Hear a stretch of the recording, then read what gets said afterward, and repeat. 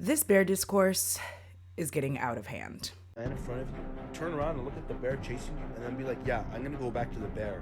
So the thing that I've clocked about men being upset with women for choosing the bear. But you guys interact with men all the time and you're fine. The question wasn't what's scarier to see while walking down the street. It was who's scarier to see while alone in the forest. I ain't looking for no man, I ain't recruiting no new friends, but we... This is why we choose bear? The healthier option for them, whether it be a bear or to avoid men altogether, men still be upset.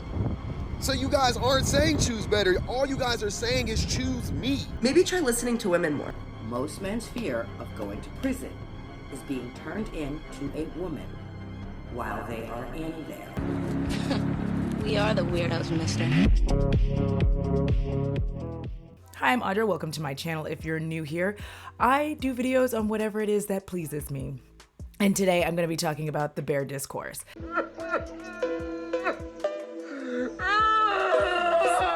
I was supposed to be filming something else, but my throat hurts and I don't feel like I can talk as long as I need to for my Saw video. That's coming.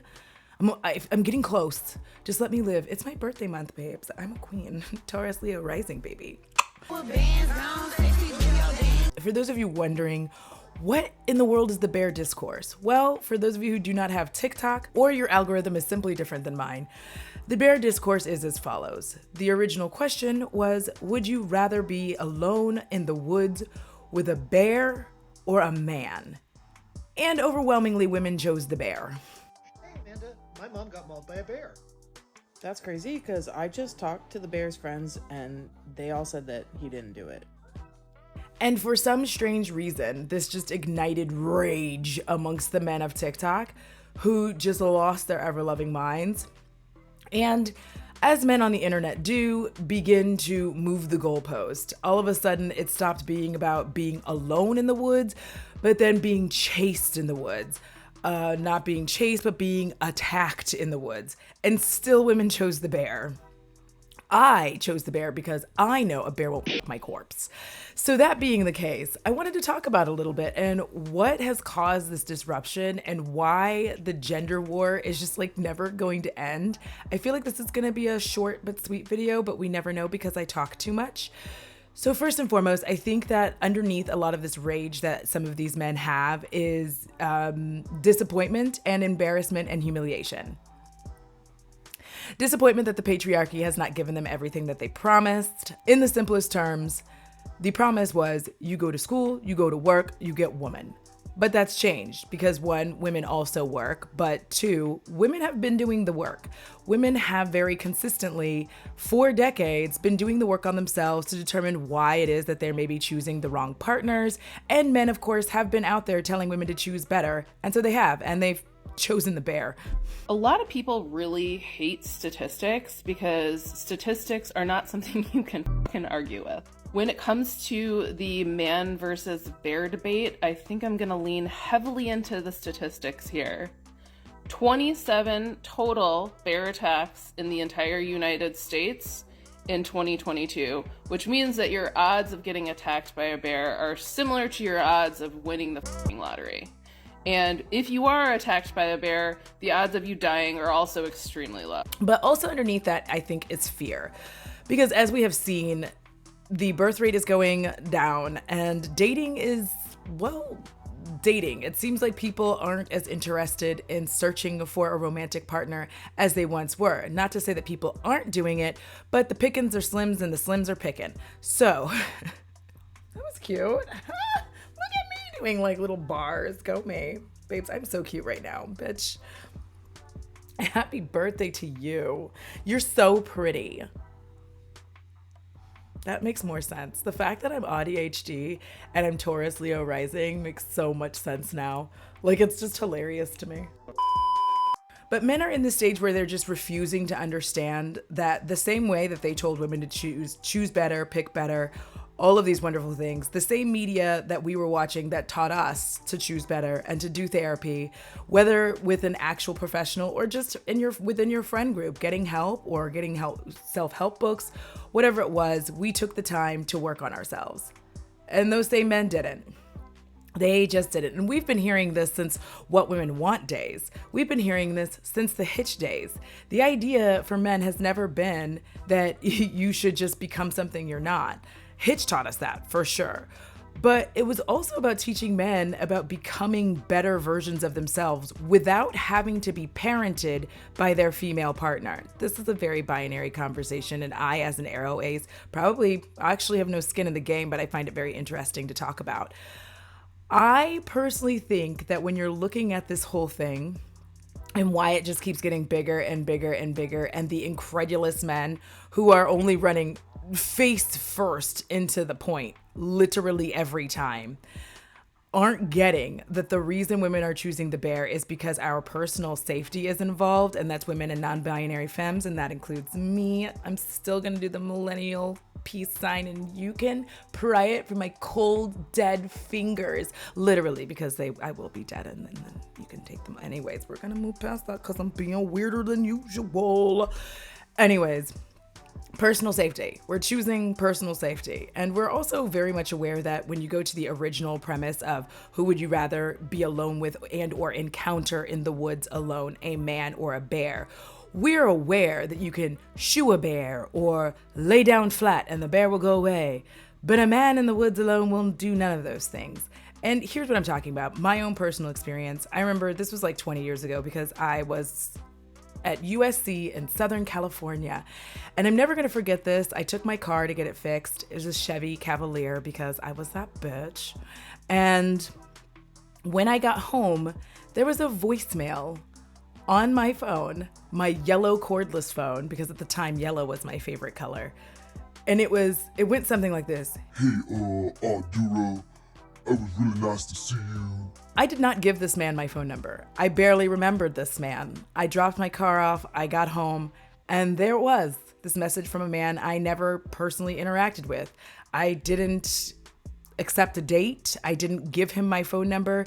And I'm never gonna forget the cold sliver of fear that ran up and down my spine at the idea that this man not only had my phone number, but he now had my address. And at any point in time could just show up at my home unannounced because he found me attractive and for reasons didn't bother to speak to me personally, just took my information and called me. I did call the dealership and be like, hey, yo, what is going on with this? I promise you I didn't ask for this. I'm not sure if that man got fired. I really don't care. That's his own problem. And this is something that women and non-binary femmes are very consistently experiencing in our lives. Whether you're on a dating app or you're getting serviced somewhere, not this kind of service, but like, you know, getting your car fixed, getting your carpets cleaned, there always seems to be a man who does not care about your boundaries, does not care about you as a human being, and only cares about what they themselves want. And they interact with you in a way that makes us feel very unsafe. And then they have the nerve to get mad when we're upset about it. And what this says to me is that, number one, if you're a man and this is upsetting you, you really need to like take a few steps back and consider why it is that overwhelmingly women would rather be alone in the woods with a giant bear than they would be alone in the woods with a random man they don't know. What? And one of the things that many people brought up was that at least if you're attacked by a bear, people will believe you. And this brings me to my more dangerous point, and this might be sensitive to some of you because it will involve SA. So if it does, just skip ahead. I'll try to put a timestamp so that you know when you can skip. But I think, and this is obviously just my opinion, but the amount of men who had comments saying that SA isn't that bad and that you'd rather get eaten by a bear was alarming, to say the least. I have a sickening suspicion that men view at the SA of women and femmes like robbing a house. They think that they're going inside and they're just taking what they want, and outside the house is fine, so that it's not a big deal. But they really don't view it as what it truly is, which is you went inside, you robbed it, you set a fire inside, and then the outside burned down. That's what it's like for most of us. I don't think that they view it as something dangerous or scary in any way, shape, or form because they do not have to endure it at the level that women do. Quite literally, if the length of this video is 15 to 30 minutes, then that means 15 to 30 women were assaulted in the time that this video was on. What? That number is astounding. That number is disheartening, and it is crushing. The way that men often try to invalidate women's experiences with assault. They try to invalidate every single time a woman says that something has happened to them. And even in the face of overwhelming evidence of woman after woman after woman after woman stating the times that they have experienced this, these same men will still scoff and then try to bring up another statistic and move the goalpost again and not all men us. And we're no longer interested in it. I also think that the bear discourse starts to go hand in hand, as I mentioned earlier, with the fact that people just aren't interested in dating. Specifically, women and femmes are not interested in dating anyone anymore who doesn't meet their standards. And it's very easy to be like, oh, well, you have high standards and you'll be alone. But here's the fun fact. Women and femmes will not be alone. Women and femmes are built to be single. It was all fun and games when they were telling us that we were going to be lonely cat ladies and when they were telling us to choose better. And now that we're choosing better by not choosing them, they're lonely and they're crying. That isn't to say that women and femmes don't enjoy a romantic relationship, but what I mean by that is women and femmes build very deep, meaningful, and lasting connections with one another. And therefore, they are not alone. They're not going through their lives alone. They have people that they can depend on, that they can pour their hearts out to, that they can go on adventures with, that they can laugh with, go watch a movie. They can do all kinds of things with one another, and they can still enjoy their lives. Not to mention the toys have just gone beyond. I mean, me personally, I don't want one that does all of that stuff. I just feel like, I'm old, you know what I'm saying? I just need the basics. I don't need it to have 42 attachments. That's too much for me, but to each their own. Anyway, rant over. Point is that women build these friendships and connections with one another that are so deep and meaningful, and they provide a sense of stability and home and care that men refuse to allow themselves to have. And that's because patriarchy. That is because of the patriarchy. The patriarchy does not allow men to build deep and lasting and meaningful friendships with other men. And at this point, it just seems like everything that they do is quote unquote gay. Apparently, even according to Andrew Tate at this point, like having sexual relations is gay if with a woman. Y'all are really just going to the other side. It's getting very interesting.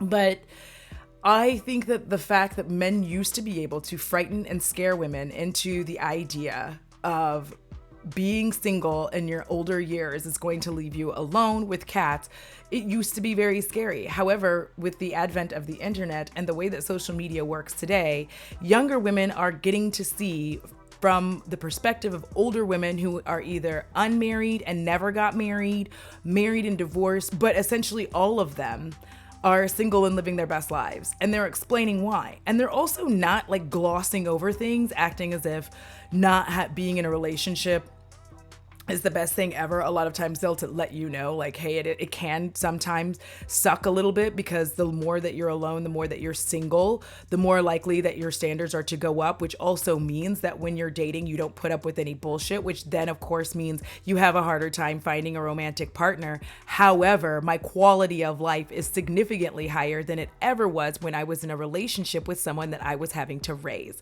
That was a mouthful, and I feel like that's all I want to say today. If y'all have been watching this bear discourse, please let me know how you feel about it. Let's talk about it in the comments. Did what I say made sense? Because babes, I'm a little rusty on filming. I feel like you can tell, right? I'm rusty. My shirt is rusty. Anyway, if you would like this video, subscribe if you're not subscribed already. I will see you the next time I see you. And until then, I am so pretty and so are you.